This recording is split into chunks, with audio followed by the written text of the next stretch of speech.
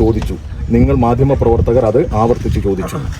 അപ്പോൾ ഇന്നലെ കേരളത്തിലെ പ്രതിപക്ഷ നേതാവ് മാധ്യമങ്ങളോട് പറഞ്ഞു, എന്താണ്, ഞങ്ങൾ പിരിച്ച പണം നിങ്ങളോട് പറയണമെന്ന്. ഇവരൊരു ആപ്പ് ഉപയോഗിച്ച പണം പിരിച്ചത്. എത്ര രൂപയാണ് പിരിച്ചത് ഈ നിമിഷം വരെ പറഞ്ഞിട്ടില്ല കോൺഗ്രസ്. അവരുടെ ആപ്പ് ഇവിടെ പറയുന്നില്ല കോൺഗ്രസ്. പിന്നെ അദ്ദേഹം പറഞ്ഞൊരു കളവാണ്, എൻ്റെയും അതായത് പ്രതിപക്ഷ നേതാവിൻ്റെയും മറ്റാരാണ് നിങ്ങൾ തന്നെ പറ, കോൺഗ്രസിൻ്റെ പ്രസിഡന്റിൻ്റെ അതായത് KPCC പ്രസിഡന്റിൻ്റെ സംയുക്ത അക്കൗണ്ടിൽ പണമുണ്ട് എന്ന് മാധ്യമങ്ങൾക്കറിയാമല്ലോ. നിങ്ങളുടെ കയ്യിൽ വീഡിയോ ക്ലിപ്പ് ഉണ്ടല്ലോ. ഞങ്ങൾ ഇന്നലെ പത്രസമ്മേളനം നടത്തി. ഞങ്ങൾ ഇന്നലെ അദ്ദേഹത്തിൻ്റെ അഫിഡവിറ്റ്, തെരഞ്ഞെടുപ്പ് കമ്മീഷന് കൊടുത്ത അഫിഡവിറ്റ് പുറത്തുവിട്ടു. അതിലെവിടെയും അങ്ങനെ ഒരു സംയുക്ത അക്കൗണ്ട്, ജോയിന്റ് അക്കൗണ്ടിനെ കുറിച്ച് പറയുന്നേയില്ല. അപ്പോൾ ആരാണ് ഈ പ്രതിപക്ഷ നേതാവ്? ഏറ്റവും വലിയ നുണയനാണ് എന്ന് തെളിയിച്ചില്ലേ? ഇപ്പോഴും പ്രതിപക്ഷ നേതാവ് ഇന്നലെ പറയുന്നത് പണികൾ ആരംഭിച്ചു എന്നാണ്. പക്ഷെ ഇപ്പോൾ നമ്മൾ അതെ, അതാണ് ഞാൻ പറയുന്നത്. അപ്പോൾ ഇന്നലെ ഞങ്ങൾ പത്രസമ്മേളനം നടക്കുന്നതിനിടയിൽ മാധ്യമപ്രവർത്തകർ പറഞ്ഞു, അതിനുശേഷം പറഞ്ഞു അവിടെ പണി തുടങ്ങി കേട്ടോ. ആരാ പറഞ്ഞത്? പ്രതിപക്ഷ നേതാവ്. അപ്പോൾ തന്നെ ഞാൻ പറഞ്ഞു, പ്രതിപക്ഷ നേതാവല്ലേ, അദ്ദേഹം കേരളത്തിൽ പറയുന്നതെല്ലാം നുണകളാണ് എന്ന് ഞങ്ങൾ ആവർത്തിച്ച് പറയുന്നില്ലേ എന്ന് പറഞ്ഞു. അപ്പോൾ അല്ല, പണി തുടങ്ങി എന്ന് അദ്ദേഹം വാശി പിടിച്ച് പറയാം. അപ്പോൾ പിന്നെ മറ്റു മാർഗമില്ല. ഞാൻ കോഴിക്കോട് നിന്ന് മറ്റു പരിപാടികളൊക്കെ മാറ്റിവെച്ചു. ഇവിടെ വയനാട്ടിലെ DYFIയുടെ ഇലക്ഷൻ പ്രവർത്തനമൊക്കെ മാറ്റിവെച്ചു. കാരണം ഇത് വലിയ പ്രശ്നമാണല്ലോ. ഇദ്ദേഹം ഇങ്ങനെ നുണ പറഞ്ഞാൽ എന്താ ചെയ്യുക? ഞങ്ങൾ രാവിലെ ഇങ്ങോട്ട് പുറപ്പെട്ടു, നിങ്ങളും വന്നു. നോക്കൂ, നിങ്ങൾ ഈ പുറകിൽ കാണുന്നതല്ലേ സ്ഥലം. ഞങ്ങൾ അതിനകത്തേക്ക് കയറുന്നില്ല. കാരണം ഇനി അവരുടെ സ്ഥലത്ത് അതിക്രമിച്ച് കയറി എന്നായിരിക്കും പറയുക. ഞങ്ങൾ അതിനകത്ത് കയറുന്നില്ല. എന്തെങ്കിലും സമരമുറകളുമായിട്ട് DYFI മുന്നോട്ട് പോകുന്നുണ്ടോ? തീർച്ചയായിട്ടും. ഞങ്ങൾ ഇന്നലെയും പറഞ്ഞു, ഈ വയനാട്ടിൽ ഈ ദുരന്തബാധിതരെ മുൻനിർത്തി പണം പിരിച്ച് മുക്കിയ, ഈ ദുരന്തത്തെ സുവർണാവസരമായി കണ്ട ഈ കോൺഗ്രസ് ഇന്ന് കേരളത്തിലുടനീളം പ്രചരണ പ്രവർത്തനങ്ങൾ, വാഗ്ദാനങ്ങൾ നൽകി പോവുകയാണ്. ആ കോൺഗ്രസിനെ തുറന്നു കാണിക്കാൻ ഇവിടെ കുടിൽ കെട്ടി സമരം നടത്താൻ പോവുകയാണ്. കേരളത്തിലുടനീളം ഞങ്ങൾ കുടിൽ കെട്ടി സമരം നടത്തും. ഇവിടെയും ഈ വയനാട്ടിലും ഞങ്ങൾ കുടിൽ കെട്ടി പ്രതീകാത്മകമായി ഒരു സമരം നടത്താൻ പോവുകയാണ്. ഞങ്ങൾ കേരളത്തിലുടനീളം സംസ്ഥാനത്താകമാനം DYFI പ്രവർത്തകർ, DYFIയുടെ സഖാക്കൾ ഇങ്ങനെ ഇവരുടെ ഈ കള്ളത്തരം, ഈ പണം പിരിച്ചു മുക്കി നുണ പറഞ്ഞു നടക്കുന്ന കേരളത്തിലെ പ്രതിപക്ഷത്തെ പൊതുസമൂഹത്തിന് മുമ്പിൽ തുറന്നു കാണിക്കാൻ കുടിൽ കെട്ടി സമരം നടത്താൻ പോവുകയാണ്.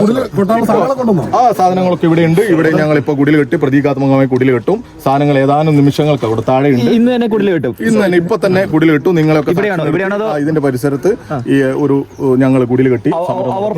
കോൺഗ്രസ് പറയുന്ന ഒരു പ്രധാനപ്പെട്ട ഒരു ആക്ഷേപം, ഇത് അവർ പ്രഖ്യാപിച്ച വീടാണ്. ആ വീട്ടിൽ വീട് അവർ പറയുന്ന സമയത്ത് നൽകുന്നതാണ് അവർ പറയുന്നത്. എന്താണ് അതിനകത്തുള്ള? അത് അവരുടെ വീടാണെന്നാ പറയുന്നത്. അതെ, അവരുടെ വീട് ആയിക്കോട്ടെ. ആ വീടാണല്ലോ അവർ പിരിച്ച പണമാണ്. അല്ലാതെ ആ വീടാണല്ലോ ഇപ്പൊ കണ്ടത്. ഇനി മറ്റൊരു കാര്യം കൂടി പറയാം. പബ്ലിക് മണി അല്ലെന്നാ പറയുന്നത്. പബ്ലിക് മണി അല്ല, അവരുടെ പ്രവർത്തകരെ സമാഹരിച്ച പണമെന്നാ പറയുന്നത്. അല്ല, ഞാൻ അതാ അവരോട് ചോദിക്കുന്നത്. ഞങ്ങളൊരു 20 കോടി രൂപ സമാഹരിച്ചല്ലോ. അവരെ പോലെ റെസിപ്റ്റ് ഉപയോഗിച്ചോ ആപ്പ് ഉപയോഗിച്ചോ പിരിച്ചതല്ല. ഞങ്ങൾ എന്താ ചെയ്തത്? ഞങ്ങൾ അധ്വാനിച്ചുണ്ടാക്കിയതാ. കേരളത്തിലെ DYFI സഖാക്കൾ ആക്രി പെറുക്കി, ഈ ചക്ക പറിച്ച്, തേങ്ങ വലിച്ച് വിറ്റ്, കല്ല് ചുമന്നൊക്കെ ഉണ്ടാക്കിയത് നിങ്ങൾ കണ്ടത്. നിങ്ങൾ പലരും അത് റിപ്പോർട്ട് ചെയ്തതാ. അങ്ങനെ വിവിധ പ്രദേശങ്ങളിൽ നിന്ന് ഞങ്ങൾ സമാഹരിച്ച അക്കൗണ്ടിലിട്ട പണം 20 കോടി രൂപ കേരളത്തിന്റെ ഈ ടൗൺഷിപ്പ് പദ്ധതിയിലേക്ക് കൈമാറിയവരാ ഞങ്ങൾ. ഞങ്ങളെ പത്രസമ്മേളനം വിളിച്ച് ആക്ഷേപിച്ച് എന്നിട്ടും വരും. ഓർമ്മയില്ലേ നിങ്ങൾക്ക്? രാഷ്ട്രീയ ഗിമ്മിക്കാണോ നിങ്ങൾ നടത്തുന്നത്? ശരിക്കും അല്ല, അങ്ങനെയാണോ?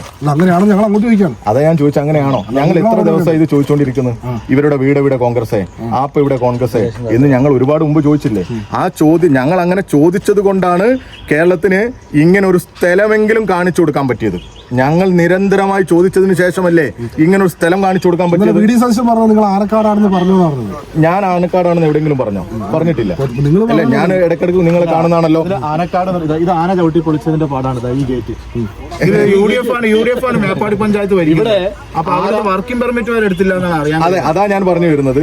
ഇതിന് ഈ വീട് പണി തുടങ്ങുന്ന ഒരുപാട് പ്രോസസ് ഉണ്ടല്ലോ. നിങ്ങളൊക്കെ വീട് പണിയുടെ ടൗൺഷിപ്പിൽ ഇതൊരു നിർമ്മാണ പ്രവൃത്തി പൂർത്തിയായിട്ട് ആളുകൾക്ക് താമസിക്കാൻ പറ്റുന്ന സാഹചര്യമല്ല എന്നൊരു ആരോപണമുണ്ട്. അല്ല, ടൗൺഷിപ്പിൽ നമ്മളിപ്പോൾ കണ്ടതല്ലേ, ടൗൺഷിപ്പ് 128 വീടുകളുടെ താക്കോൽ കൈമാറി. ആ വീടിനകത്ത് നിങ്ങളൊക്കെ കയറിയതാണ്. അത് വേണമെങ്കിൽ ഉപയോഗിക്കാവുന്നതാണ്. പക്ഷെ അതിന്റെ അമിനിറ്റീസ് വർക്കുകൾ അവർക്ക് നമ്മുടെ സാഹചര്യം നമുക്കറിയായിരുന്നു.